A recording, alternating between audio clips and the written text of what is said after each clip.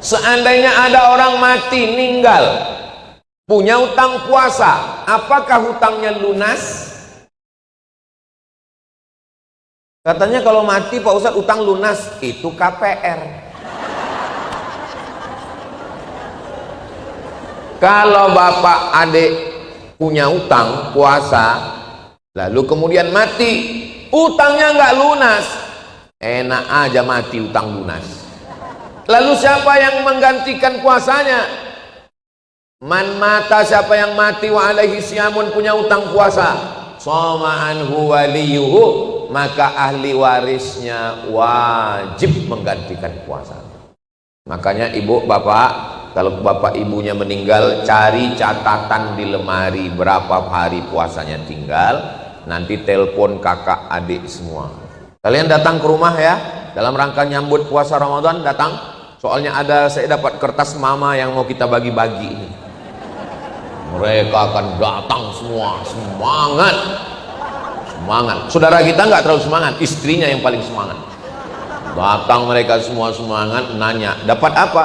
Kamu 3, kamu 3, kamu 3. 3 apa nih? 3 hari puasa.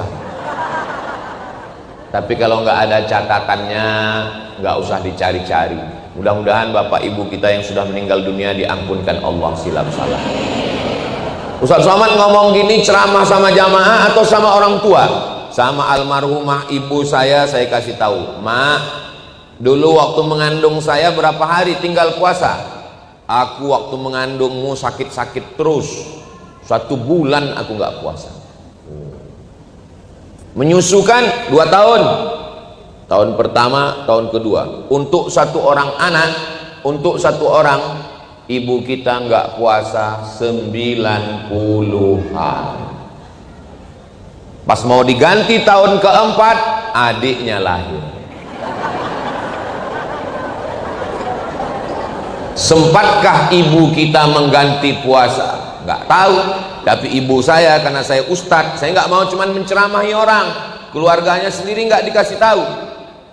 Ibu, mak ganti puasa. Almarhumah mak saya mengganti puasanya sampai berlebih. Karena kalau utang 90 hari, dia nggak pernah tinggal puasa Senin Kamis. Senin Kamis, Senin Kamis, Senin Kamis, Senin Kamis, 1 bulan berarti 8 hari. 10 bulan 80 hari, 11 bulan 88 hari, tambah 2 hari, setahun lunas 90 hari. Ibu anaknya berapa? 12 tahun. Puasa sunat itu sehat. Almarhumah ibu saya umur 70 tahun, naik bis dari Medan ke Riau, bolak-balik, sehat. Dia kemana-mana nggak pernah pakai merepotkan orang. Mak, aku nggak bisa ngantar. Adik saya juga bilang aku nggak bisa bawa. Dia pergi sendiri. Dia pergi naik bis, naik busway, naik angkot, pergi ke pasar. Umurnya 70 jalan. Orang nanya, ibu umurnya berapa? 70. Jalan sendiri. Iya, sampai hati anak ibu, kok bisa ibu dilepas begini? Anak ibu siapa? Ustadz Somad, diantar pulang. Sering aku tadi diantar pulang sama orang. Mudah-mudahan yang antar itu diberikan keberkahan hidup, insya Allah. Tidak ada darah tinggi, tidak ada jantung koroner, nggak ada sakit-sakitan, sehat. Kuncinya apa? Puasa. Makanya saya yakin dan percaya ibu-ibu ini, bapak-bapak ini semua sehat. Tapi nggak tahu ya, entah karena puasa, entah karena enggak. Insya Allah di masa akan datang saya pergi bertamu ke rumah jamaah. Jamaahnya ngasih kertas. Ustadz Somad, coba baca kertas ini Pak Ustadz. Saya baca kertas, katanya yang kita makan ini semuanya racun. Kita makan apel. Apel apa apel? Kami di Medan apel sama kabel. Pas makan apel, beda apel sama jambu. Jambu bagus, cantik, dibelah berulat. Apel begitu dibelah nggak berulat. Pertanyaannya, kenapa ulat nggak mau makan apel? Karena apel mahal. Bukan. Ulat tidak makan apel karena apel disemprot pestisida. Enggak selesai dicuci pakai deterjen, lalu kita makan apel. Sesungguhnya kita makan apel plus racun pestisida. Saya nemanin istri saya ke pasar belanja, dia di depan, saya bawa kresek di belakang. Saya kalau di rumah, saya bukan ustadz, saya staf ibu rumah tangga. Terus dia bisik ke saya, masuk ke pasar tradisional, bukan ke mall, pasar tradisional. Dia bisik ke saya, kenapa nggak ada lalat? Saya bilang, kenapa lalat? Mungkin lalat lagi libur. Saya nggak tahu, saya bilang kenapa nggak ada lalat, padahal ini busuk bau. Dia bisik, karena ini disiram formalin. Lalat tahu ini ikan ada formalin, dia cabut. Kita nggak tahu, kita makan ikan plus formalin, masuk ke dalam badan, menggumpal menjadi CANCER. Orang di kampung saya membacanya kanker, cancer. Bagaimana cara membunuh sampah yang masuk ke badan? Dengan cara namanya terapi fasting. Terapi fasting. Fasting artinya puasa.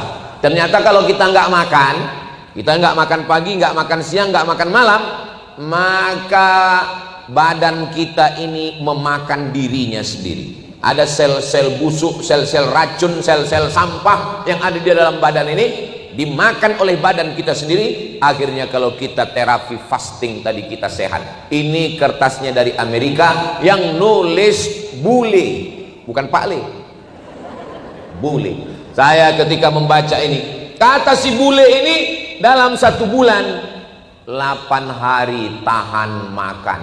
Allahu Akbar. 8 hari kata dia. Langsung saya ingat 8 hari, Senin Kemis, Senin Kemis, Senin Kemis, Senin Kemis, 8 hari. Saya kalau 8 hari kecil Pak Ustadz, saya sanggup 15 hari. Puasa Nabi Daud. Ingat, puasa Nabi Daud. Yasumu yauman, puasa sehari, wa yuftiru yauman, makan sehari. Soalnya ada juga jamaah nih ibu-ibu nanya, Ustadz saya mau nanya apa Bu? Apa hukumnya sholat Nabi Daud? Sholat sehari, nggak sholat sehari? Nggak ada itu. Yang ada tuh puasa Nabi Daud. Sholatnya Nabi Daud itu sholat malam, tahajud. Itulah makanya kalau dengar ceramah itu, kalau dengar betul, kalau tidur betul. Jangan dengar sambil tidur.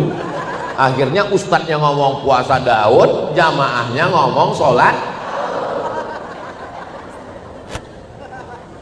1, 3, 5, 7, 9, 11, 13, 15, 17, 19, 21, 23, 25, 27, 29. Mantap.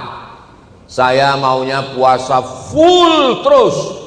Namanya puasa dahar, bukan dahar.